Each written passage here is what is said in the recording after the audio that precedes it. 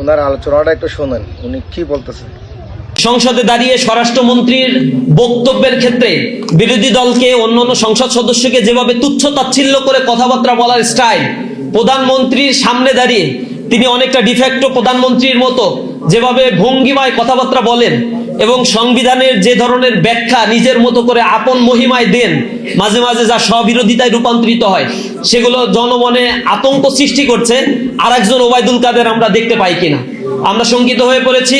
তারই প্রেক্ষাপটে আমরা গণভোটের এই যে জনসম্পৃক্ততা ছিল, প্রায় 70% মানুষ যে ভোটে রায় দিয়েছে, যারা 51% ভোট পেয়ে তারা সরকার গঠন করে ক্ষমতা পরিচালনা করছে, তাদের চাইতেও বেশি পাওয়ারফুল যেই ভোট, সেই ভোটকে তারা ডিনাই করার মতো সাহস তারা দেখাচ্ছে।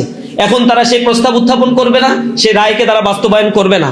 তারই প্রেক্ষাপটে ছাত্র সংগঠন হিসেবে, দায়িত্বশীল ছাত্র সংগঠন হিসেবে ইসলামী ছাত্র শিবির মনে করছে এই পরিস্থিতিতে মুখ বন্ধ করে থাকার কোনো সুযোগ নেই। আমরা আমাদের কথাগুলো বলবো, আমাদের দাবিগুলো উত্থাপন করছি। সরকারের সুবুদ্ধি উদয় না হলে আমরা রাজপথে দাঁড়িয়ে আমাদের কথাগুলো বলার চেষ্টা করব এবং দাবি আদায়ের জন্য ছাত্র জনতাকে সাথে নিয়ে আমরা রাজপথে থাকবো ইনশাআল্লাহ। বাংলাদেশে রাজনীতির একটা নতুন মেরুকরণ তৈরি হয়েছে।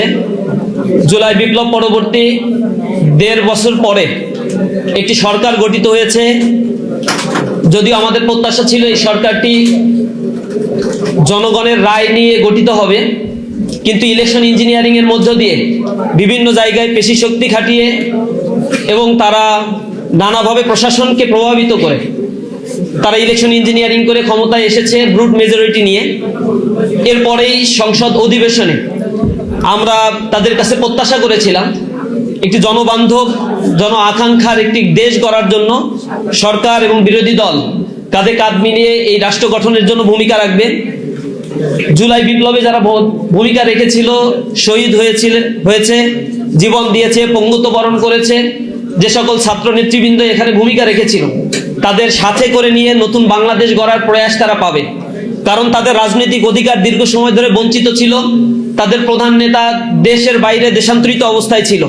এই অবস্থায় থেকে দেশের রাজনীতির একটা পরিবর্তনের জন্য যারা জীবন দিয়েছে, যারা এখানে আহত হয়েছে, পঙ্গুত্ব বরণ করেছে, তাদেরকে সাথে নিয়ে এই দেশ গড়ার যে সুযোগটা তাদের ছিল, সেটা তারা না করে ভিন্ন পথে, ভিন্ন পন্থা তারা অবলম্বন করেছে। এবং তাদের মধ্যে যে অহংবোধ, আমি সামগ্রিক প্রেক্ষাপটে বর্তমান সময়ের আলোকে আমাদের আজকের যে সেমিনারের আয়োজন করা হয়েছে, সেই সেমিনারের প্রবন্ধ পেপার আপনাদের সামনে উপস্থাপন করছি।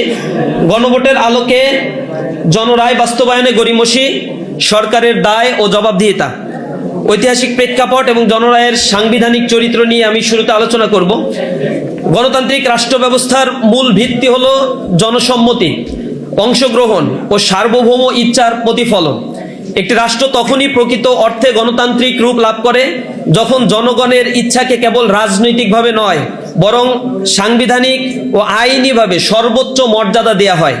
বাংলাদেশের সাম্প্রতিক রাজনৈতিক প্রেক্ষাপটে 2024 সালের জুলাই আগস্টের ছাত্র জনতার ঐতিহাসিক অভ্যুত্থান এই মূলনীতির এক বাস্তব ও শক্তিশালী বহিঃপ্রকাশ হিসেবে আবির্ভাব হয়েছে। এই অভ্যুত্থানের মাধ্যমে ফ্যাসিবাদ ও স্বৈরাচার শাসন ব্যবস্থার মূলোৎপাটন হয়েছে। রাষ্ট্র পুনর্গঠনের একটি নতুন সম্ভাবনার দ্বার উন্মুক্ত হয়েছে। অভ্যুত্থান পরবর্তী সময়ে সার্বজনীন রাজনৈতিক দাবি ছিল রাষ্ট্রীয় কাঠামোর আমূল পরিবর্তন করা, এমন মৌলিক সংস্কার এখানে আনয়ন করা যার মাধ্যমে ভবিষ্যতে কোনো ব্যক্তি বা দল পুনরায় ফ্যাসিবাদী চরিত্র অথবা ক্ষমতার একচ্ছত্র আধিপত্য গ্রহণ করতে না পারে। অর্থাৎ এই আন্দোলনের কেন্দ্রীয় লক্ষ্য ছিল ক্ষমতার বিকেন্দ্রীকরণ, প্রাতিষ্ঠানিক জবাবদিহিতা এবং সাংবিধানিক ভারসাম্য প্রতিষ্ঠা করা। এই গণ আকাঙ্ক্ষাকে প্রাতিষ্ঠানিক রূপ দেওয়ার লক্ষ্যে জাতীয় ঐক্যমত কমিশন গঠিত হয়, যেখানে দেশের বিভিন্ন রাজনৈতিক দল ও নাগরিক সমাজের প্রতিনিধিরা অংশগ্রহণ করে। দীর্ঘ আলোচনার পর 84টি সংস্কার প্রস্তাবে ঐক্যমত্য প্রতিষ্ঠিত হয়, যার মধ্যে 47টি ছিল সরকারের সংবিধান সংশোধন সম্পর্কিত, সরাসরি সংশোধন সম্পর্কিত। এই প্রস্তাবসমূহ 2025 সালের 17 অক্টোবর রাজনৈতিক দলসমূহের অংশগ্রহণে আনুষ্ঠানিকভাবে স্বাক্ষরিত হয়ে জুলাই জাতীয় সনদ হিসেবে আত্মপ্রকাশ করে। জুলাই সনদের প্রস্তাবগুলো রাষ্ট্রীয় ক্ষমতার কাঠামোকে পুনর্বিন্যাস করার লক্ষ্য বহন করে। এতে প্রধানমন্ত্রীর ক্ষমতা সীমিতকরণ, রাষ্ট্রপতির ক্ষমতা পুনর্বিন্যাস, দ্বিকক্ষ বিশিষ্ট সংসদ প্রতিষ্ঠা, মৌলিক অধিকার সম্প্রসারণ, বিচার বিভাগের স্বাধীনতা এবং সাংবিধানিক প্রতিষ্ঠানের নিয়োগ প্রক্রিয়ায় স্বচ্ছতা নিশ্চিত করার মতো মৌলিক সংস্কার অন্তর্ভুক্ত ছিল। এই সনদের বাস্তবায়ন নিশ্চিত করার লক্ষ্যে 2025 সালের 13 নভেম্বর রাষ্ট্রপতি জুলাই জাতীয় সনদ সংবিধান সংশোধন বাস্তবায়ন আদেশ 2025 জারি করে। এই আদেশের মাধ্যমে সনদকে একটি কার্যকর আইনি কাঠামোর মধ্যে আনা হয় এবং জনগণের প্রত্যক্ষ মতামত গ্রহণের পথ উন্মুক্ত হয়।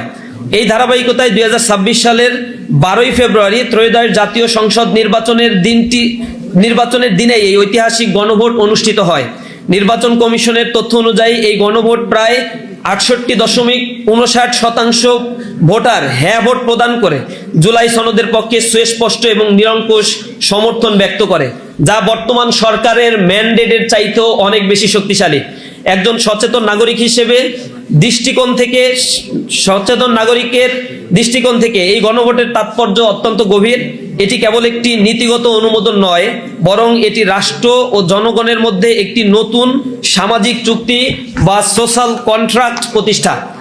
জনগণের এই প্রত্যক্ষ ম্যান্ডেট স্পষ্টভাবে নির্দেশ করে যে নির্বাচিত প্রতিনিধিরা কেবল আইন প্রণেতা হিসেবে নয়, বরং সংবিধান সংস্কার পরিষদের সদস্য হিসেবে দ্বিতীয় শপথ গ্রহণ করে নির্দিষ্ট সময়সীমার মধ্যে জুলাই সনদের আলোকে সংবিধান সংশোধন সম্পন্ন করবেন, যে শপথ ইতিমধ্যে বিরোধী দল নিয়েছে। অতএব এই গণভোটের ফলাফলকে একটি সাধারণ রাজনৈতিক মতামত হিসেবে দেখা যায় না, এটি একটি সুস্পষ্ট সাংবিধানিক নির্দেশনা যা জনগণের সার্বভৌম ক্ষমতার প্রত্যক্ষ বহিঃপ্রকাশ। গণভোটের সাংবিধানিক বাধ্যবাধকতা বনাম নোট অফ ডিসেন্ট। বর্তমান ক্ষমতাসীন বিএনপি নেতৃত্বাধীন সরকারের পক্ষ থেকে জুলাই সনদ পূর্ণাঙ্গভাবে বাস্তবায়ন না করার পক্ষে যে প্রধান যুক্তি উপস্থাপন করা হচ্ছে তা হলো, জাতীয় ঐক্যমত্য কমিশনের আলোচনার সময় তারা সনদের বিভিন্ন গুরুত্বপূর্ণ ধারায় নোট অফ ডিসেন্ট বা ভিন্ন মত প্রদান করেছিল। সুতরাং তাদের দাবি অনুযায়ী সংসদে 2/3 সংখ্যাগরিষ্ঠতার ভিত্তিতে তারা নিজেদের দলীয় অবস্থান বা নির্বাচনী ইশতেহার অনুযায়ী সংস্কার বাস্তবায়ন করতে পারে এবং বাধ্যতামূলকভাবে জুলাই সনদ অনুসরণ করতে হবে না।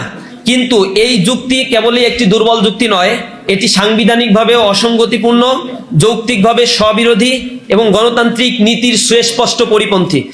এই অবস্থানের অসারতা 3টি মৌলিক আইনি ভিত্তির আলোকে ব্যাখ্যা করা যায়। এখানে একটি মৌলিক সাংবিধানিক দ্বন্দ্ব স্পষ্ট হয়ে ওঠে। জনগণের প্রত্যক্ষ সার্বভৌম অর্থাৎ পপুলার সভরেন্টি বনাম সংসদীয় সংখ্যাগরিষ্ঠতার একটি দাবি। জনরায়ের সর্বোচ্চ সাংবিধানিক বৈধতা আসলে কি? বাংলাদেশের সংবিধানের 7-1 অনুচ্ছেদে সুস্পষ্টভাবে ঘোষণা করা হয়েছে, প্রজাতন্ত্রের সকল ক্ষমতার মালিক হবে জনগণ।